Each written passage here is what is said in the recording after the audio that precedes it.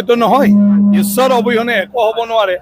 আৰু আমাৰ গুৰুজনা শ্ৰীমন্ত শংকৰদেৱে আজি 500 বছৰ আগতে এই কথাটো শিকাই থৈ গৈছে। আজি ৰাসলীলা উৎসৱ আমি যে অসমত পাতো, এয়া আমাৰ শ্ৰীমন্ত শংকৰদেৱ তেখেতে আৰম্ভ কৰি গৈছে। আমি যে ভাওনাবিলাক কৰোঁ, সেই ভাওনাবিলাক শ্ৰীমন্ত শংকৰদেৱৰ। আৰু ইয়াৰ মূল কাৰণটো হ'ল যাহাতে প্ৰত্যেকজন মানুহে এই ভাওনাৰ জৰিয়তে ঈশ্বৰৰ এক্সিষ্টেঞ্চটো, তেওঁৰ মানে উপস্থিতিটো অনুভৱ কৰিব পাৰে আৰু তেওঁৰ প্ৰয়োজনটো অনুভৱ কৰিব পাৰে। আৰু সেই হিচাপে আমি ঈশ্বৰৰ প্ৰতি সদায় যাহাতে মানে ভক্তিটো ৰাখিব পাৰোঁ। যেহেতু আজি আপুনি উপস্থিত আছিলে ইয়াত, কিন্তু আপুনি অসমবাসী ৰাইজক যেহেতু উপস্থিত আছিলে, আজি কি আহ্বান জনাব খোজে? নহয়, বিশেষ আহ্বান কৰিব লগা অসমত আজি 500 বছৰৰ বেছি ৰাসলীলা উৎসৱ চলি আহি আছে। গতিকে সেইটো হ'ল আমাৰ সংস্কৃতি, আৰু সেই হিচাপে আমি ঈশ্বৰক পাহৰিব নালাগে।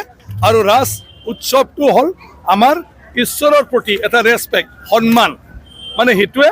আৰু ঈশ্বৰৰ মানে এই যে মানুহৰ ৰূপত, শ্ৰীকৃষ্ণৰ ৰূপত ইয়াত আহি সংসাৰখনত মানে এই সংসাৰখন ৰক্ষণাবেক্ষণ দিয়াৰ ক্ষেত্ৰত কি ধৰণৰ ভূমিকা লৈছিল, সেইটো যাহাতে মানুহে যিহেতু পাহৰি থাকে, সেইটো যাহাতে পাহৰি নাযায়, তাৰ কাৰণে সেই ৰাস মহোৎসৱটো আমি পালন কৰিব লাগে।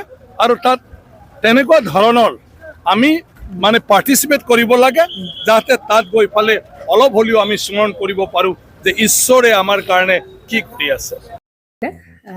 জুবিন গাৰ্গৰ গীতসমূহৰ ওপৰত আধাৰিত গানে কি আনে নামৰ এটা সুন্দৰ অনুষ্ঠান আপোনালোকৰ ওচৰলৈ আহি আছে অতি শীঘ্ৰে।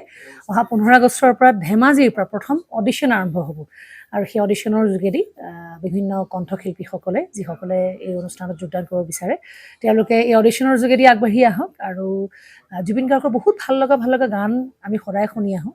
আৰু আপোনালোকৰ যদি ভাল লগা গান থাকে, জুবিন গাৰ্গৰ আপোনালোকে গাই ভাল পায়, তেন্তে অডিশ্যনত যোগদান কৰক। মোৰ ফালৰ পৰা আন্তৰিক শুভকামনা থাকিল এই সম্পূৰ্ণ অনুষ্ঠানটোলৈ। ধন্যবাদ।